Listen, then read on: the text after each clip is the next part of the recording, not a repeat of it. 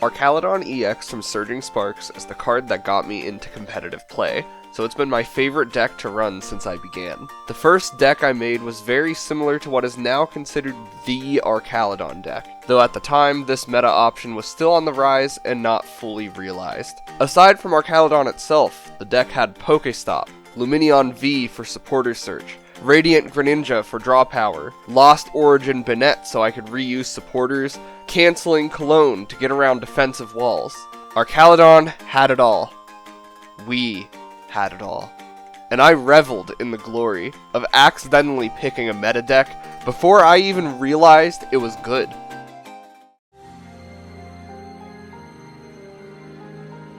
Calamity. Standard rotation on April 11th. The last of the Sword and Shield packs would no longer be legal for competitive play. And what would I be losing? Pokestop, Lumineon V, Radiant Greninja, Lost Origin Banette, canceling Cologne. It was all gone. The only pieces I still had were my trusty bridge and his pet fish. But what was Archaludon without his repertoire of annoying tools? I decided then and there, I would not let this defeat us. Archaludon is more than his tools. He is a bridge with a dream, and an extremely useful pet fish. So let's figure out how we can make this work post-rotation.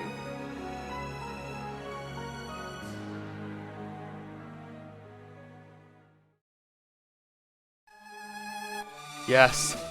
Yes! After 1,000 years, I've finally done it! Countless revisions, countless nights spent labbing out new solutions to the simplest of problems. I have finally cracked the code! Come closer, dear viewer.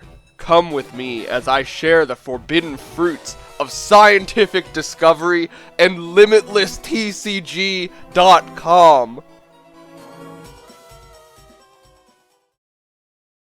Let's start by establishing what all has to be present in an Archaludon deck. First, we need Duraludon, specifically this version with Raging Hammer, which does 80 damage plus 10 for each damage counter on the Pokemon.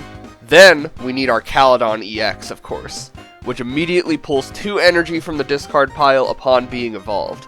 Finally, we need Relicanth with the Memory Dive ability, which allows an evolved Pokemon to use attacks from its previous evolutions. The tactic here is that Archaludon can tank a lot of damage, and then use Relicanth's Memory Dive to deal heavy damage with Duraludon's Raging Hammer. Finally, you have to have some method of scooping up Archaludon so it doesn't die. This can be Professor Turo's scenario, or the A-Spec Scoop Up Cyclone. The deck also needs a way to draw a lot of cards, and a way to discard energy. It also needs a solution to Pokemon like Ironthorn's EX or Mimikyu that would prevent it from attacking. So what do we lose to the new rotation? Well, pretty much everything. The draw engine, gone. Our easy method of discarding energy, gone. Our way around defensive walls, gone. Of course, for that last one, there will always exist the option of just moving it out of the way with boss's orders, but they can always just put that Pokemon back in the active spot after the other Pokemon is dealt with. I started labbing this idea out months before rotation actually occurred. I needed to be prepared. Unfortunately, I was not very knowledgeable at the time and made some questionable decisions. To replace the draw engine, I went with Revavroom with the Rumbling Engine ability. It seemed perfect to me. I still discard the energy, I still get cards. That's what I needed, so in it went. To replace the Pokestop, I put in Cycling Road. Discard an energy, draw a card. That's just a worse version of Radiant Greninja, but I went with it. To replace my counter for defensive walls, I just didn't fill that gap. I decided instead to switch my A-Spec to Miracle Headset. This way I could reuse my boss's orders and just avoid the walls altogether. This also solved the loss of Banette. As much as I dislike this revision of the deck, the Miracle Headset actually ended up making it into version 1 toward the end of last rotation. I used V2 for exactly 2 games, and both ended the exact same way. Let's take another look at that Revavroom. And now let's zoom in on that retreat cost, and there's the problem. So the opponents would just force me into my Revavroom and leave me there. I couldn't get out because of that retreat cost, and I also didn't want to waste Archaludon's ability just to retreat Revavroom. I hated this experience with such a passion that V2 immediately went in the trash. It was a lot longer before I took another crack at post-rotation Archaludon. That's because at this point, rotation was right around the corner. I had heard whispers of a new version of Archaludon that made use of Brute Bonnet to poison yourself, and Binding Mochi to increase Archaludon's damage output. This strategy was pretty common in other decks, but this is the first I saw it for Archaludon. Now, I'm not going to say this deck is bad, but whenever I played it, it just didn't feel right. For one, I was lacking a draw engine. I had to get all the pieces to this puzzle the old-fashioned way. For the strategy to work, I needed Brute Bonnet, the Perilous Jungle Stadium, the Ancient Booster Energy so Brute Bonnet could poison, the Binding Mochi that would increase my damage. There was just a lot, and it never quite clicked for me. It also faced the same issues as V2 with Brute Bonnet's high retreat cost. The solution to this was Latias EX, but then I had a low HP EX just sitting on the bench, which would almost always get sniped for extra prize cards. But I didn't want to discount the strategy entirely, so I made some revisions to make it more of my own. This is the same thing as last time, except I tried working in a new draw engine.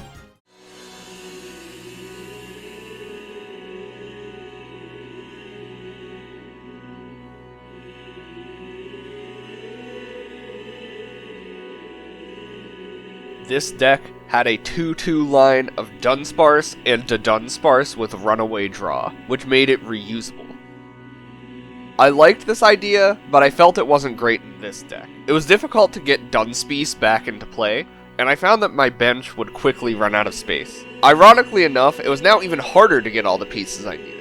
While V4 was a complete failure, and it did turn me off from the poison tactic pretty hard, I did gain some extremely valuable information about Dunsparce that will be useful later. This is the greatest card ever created, just not right now. There was also a very similar V5 that tried to gain back the missing elements of V4 while maintaining the Dunsparce engine, as well as working in the Dunsparce EX as a tech attacker. That one was, yet again, even worse, and had the same problems. So we're gonna skip straight to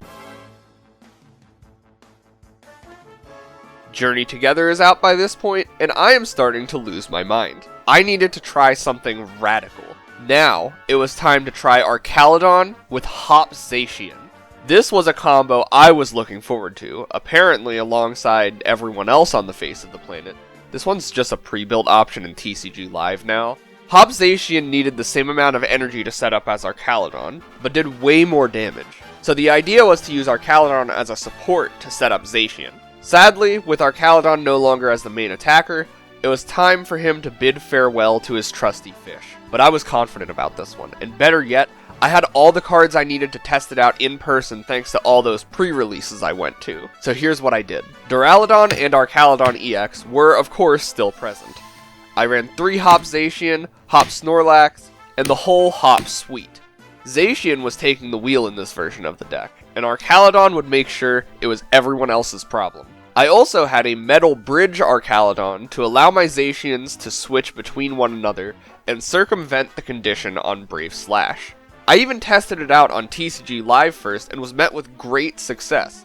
But, as you can probably guess by how much time is left in the video, something went wrong again. So what happened? I played it at an in-person event and absolutely everything went wrong. All of the consistency I had felt like it was gone. Against more skilled players, Zacian's HP was just too low to set up quickly, and I was always stuck using Insta-Strike, which just didn't do enough damage to take any KOs. I always found myself just wanting to attack with Archaludon EX anyway. The deck had lost its identity. I mean, who was I to separate a bridge from his pet fish, his partner in crime, his best friend? I've strayed too far from the light. My objective was to make a post-rotation Archaludon deck, not shove him into the back seat so some overrated dog can take the spotlight instead. I won't lie, I was close to giving up and just maining Terrabox instead, but I have to fix this, and I think I know exactly how. Version 7 is the culmination of all that I have learned. Archaludon is back in full swing with his trusty Relicanth. I also brought back the Dunsparce draw engine with the Dunsparce EX as a tech option. A single Zacian and Choice Band remained in this deck as another tech option. Finally, I put Artisan in as the stadium in order to replenish Dunspace. Now we're getting somewhere. This one felt good, but there's still some problems. For one, Zacian just doesn't feel helpful. It doesn't deal a lot of damage without its hop buffs, and Insta-Strike does next to nothing. The Dunsparce EX was also not the best, but both of these attempted to serve the same purpose of getting around Pokemon that block damage from attackers with abilities, but neither felt great outside of those situations, so they felt like a waste of space. I was getting close. One more revision. Zacian is dead. It wasn't useful. It never did anything for me anyway. I still needed an attacker that didn't have an ability, so I could get around Cornerstone Ogerpon and Iron Thorns. That's where my new friend comes in. Meet Obsidian Flame Scizor. His attacks cost only 1 energy, and does 50 more damage for every Pokemon the opponent has, with an ability. Certainly, there are many threats that can block damage from Archaludon, Cornerstone Ogerpon, Iron Thorns, Mimikyu, and that's it actually. But this is where Scizor's most important talent comes into play. It does not have an ability, nor does it have a rule box, only pure bloodlust. The Dunsparce fuels my assault with more cards, and his EX form punishes Terra Box users. I've finally done it. It's perfect. I don't need to make any more changes.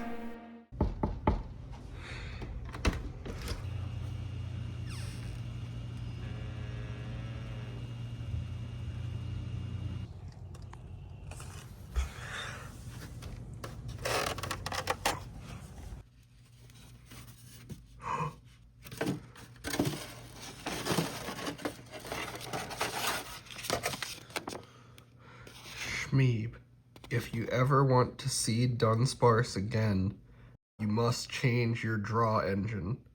Sincerely, Team Rocket!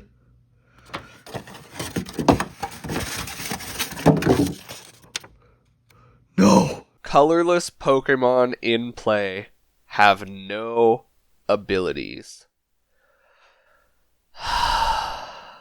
Obviously, people are going to use this stadium once it releases in Destined Rivals. It shuts down top-level threats like Noctowl, which lets you search for any 2 trainer cards, Pidgeot EX, which just lets you search for any card, and Blood Moon Ursaluna, who can pretty much just close out any game for free. Dunsparce is catching strays. But it's okay. I'm fine. I actually didn't like Dunsparce that much anyway. I'll just make another revision. This is even better. I said it was perfect before, but I was lying. So for this revision, I brought in Pheasantipity and Squawkabilly in order to increase odds that I can set up quickly. Next, I added in an additional Scyther along with Scizor EX. Scizor EX has a 2 energy attack for 240 damage, but it also discards the energy. This is usually a downside, but Archaludon needs energy in the discard to set up, so it's a good option to have. But most importantly, I would like to offer my apologies to Revavroom. I was not familiar with your game. You see, I have learned more about this game since the first time I tried to use Revavroom. I have a trick up my sleeve now that solves his retreat cost problem. So let's welcome Metal Bridge Archaludon back to the crew. With him on board, Revavroom was no longer deadweight. He was almost kind of good. Not quite good, only almost. But I could live with this for now. Version 8 felt really good to use, and I was satisfied. While it was frustrating to make so many different versions of the same deck, this is part of the fun of Pokemon trading card game. Deck building is like one big puzzle. You have to have all the right pieces to ensure nobody can shut down your strategy. And for some of these puzzles, finding the right pieces is just a little bit harder. There's no point in building a deck unless I battle somebody with it. And I don't just mean playing some games on TCG Live. We need the real deal to give proper care to the process. So I took the deck to the local card shop during their league night to try it out. This event would be 4 rounds, best of 1. The judges were also kind enough to set me up with static seating, so I could record my matches. That way, you guys get a front row seat to see how horrible this deck was. Yeah, I went 1-3, so let's get right into it and see what went wrong this time. First game was pretty normal. My opponent was using a hop deck, complete with a Dunsparce draw engine. The first few turns were rather uneventful, just consisting of us setting up. I did make a huge mistake using an Ultra Ball to grab Archaludon on my first turn. I realized after I played the card that it was still too early to evolve, but at least the energy would be in the discard for later. My opponent was able to set up much quicker than I, and took out my lead Scyther with an instant strike. Thankfully, I had Archaludon in my hand to evolve this turn. I was immediately getting desperate, so I evolved into Archaludon and Ultra Balled for Pheasantipity, hoping I would get lucky with Flip the Script. I did manage to get an Earthen Vessel so I could attach the third energy to Archaludon.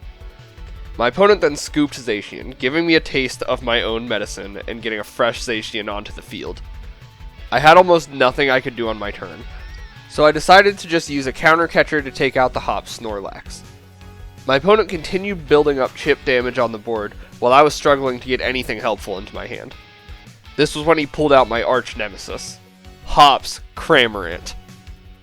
This was when I knew this game was going to be a nightmare. My Archaludon was about to die, so I had to use my Ultra Ball to get out a Duraludon. I then used a Turo Scenario to scoop Pheasantipity and heal it up, only to replay it again. I take out the opposing Zacian, only for him to immediately trade it with my Archaludon using Fickle Spitting. This is where I begin selling the game hard, as if it couldn't get any worse. I used my Ace Spec, the once per game ultra powerful trainer card, to scoop my Duraludon and put up Relicanth so it would tank a hit, and then bench Duraludon again. I used it just to switch. I didn't even do anything else that turn. I was bricking hard this game, and I was pretty much already out of time to do anything about it. It was bad enough I wasted my Ace Spec to switch, but then he bossed my Duraludon up and killed it anyway with Cramorant. Honestly, at this point I should have just conceded, but I kept trying just to see if I could do literally anything. I couldn't, and I was forced to accept defeat. The next opponent was an interesting case. I saw them unboxing the brand new Dragapult League deck as I entered the venue, and it turned out they were just straight up using that. Dragapult is an extremely good Pokemon, so I don't blame them at all, but little did they know, I also just purchased the brand new Dragapult League deck. This deck didn't have all the same tricks and pranks that a typical Dragapult deck had. It was by no means bad, but it was definitely not optimal. The opponent started by just filling out their bench with useful Pokemon. Here they evolved their Dreepy into a Dracloak on their first turn, something that you're not allowed to do, but neither of us registered that this was an illegal move, so it remained in play. I was unfortunately forced to evolve my Archaludon early here, since I was afraid of my Duraludon getting eviscerated by Dragapult next turn. My fear was confirmed as they brought out their Dragapult the very next turn and used their heavy-hitting Phantom Dive. On the next turn I was able to set up a new Duraludon for next turn, but I wouldn't be able to make use of Raging Hammer quite yet. They then decided to take out my Revavroom to prevent me from drawing any more cards. I finally draw into another Archaludon, which lets me attach more energy to the active one. Then I pull out my secret weapon, a second fish. Nobody ever expects the second fish.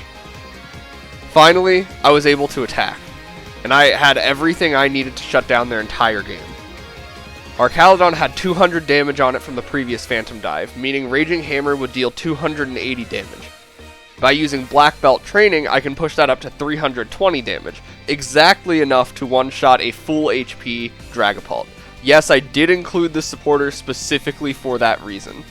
It was clear for the rest of the game that they were really banking on that one Dragapult. They did manage to start setting up another Dragapult on their bench, but I was already down to 2 prize cards, going on 1. 1 boss's orders, and it was over. I didn't have it quite yet, but I had plenty of resources to stall until I did, or just take out the active Dragapult.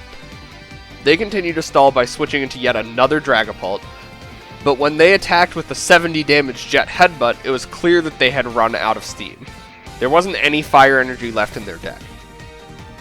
Unfortunately, I also had to pass since I was down to 2 cards in my hand, and neither of them could get this Duraludon out of the active. Still, I was confident I was in a much better spot than them.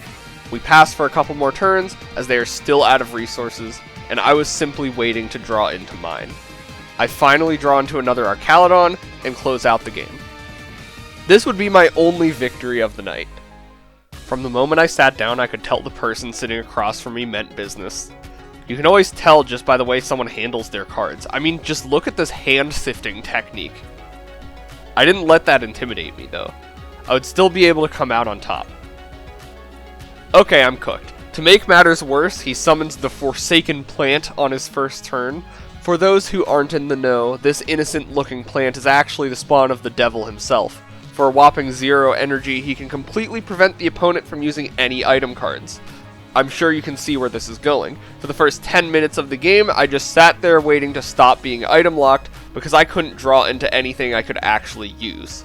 I truly hate this stupid plant with every fiber of my being. I was only able to begin playing the game when my opponent willingly switched into his fully set up Dragapult, but that did not matter. He was prepared to cut off any glimmer of hope I had.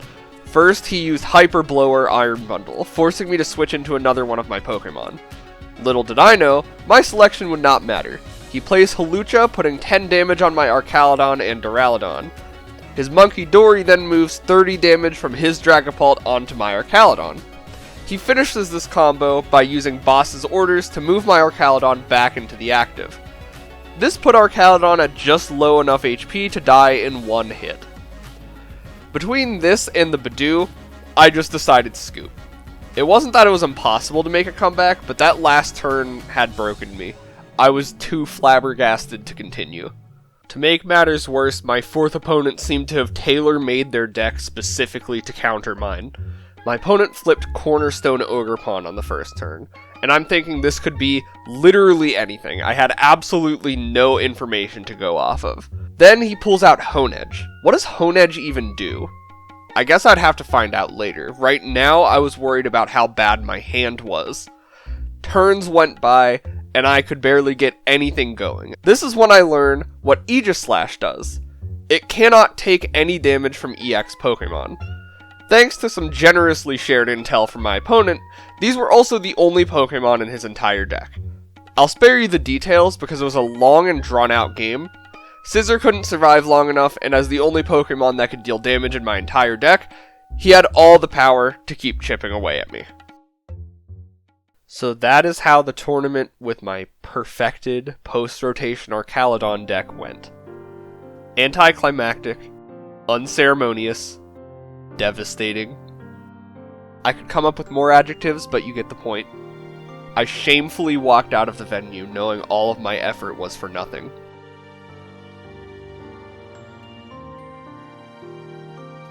Maybe it was time to give up and just leave the bridge in the past. No. I will not accept this.